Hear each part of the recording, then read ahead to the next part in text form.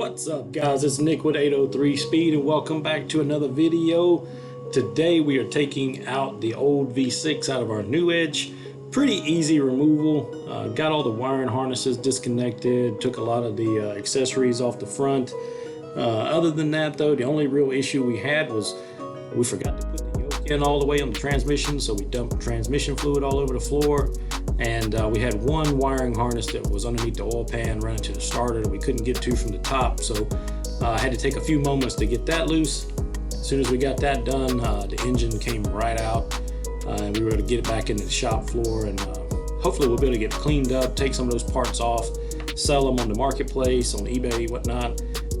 But now we just got to get working on the engine bay, removing all the wiring harnesses we don't need, and then sending this bad boy off to paint. So all in all, it was a good day, and we're making progress, getting ready for our coyote swap.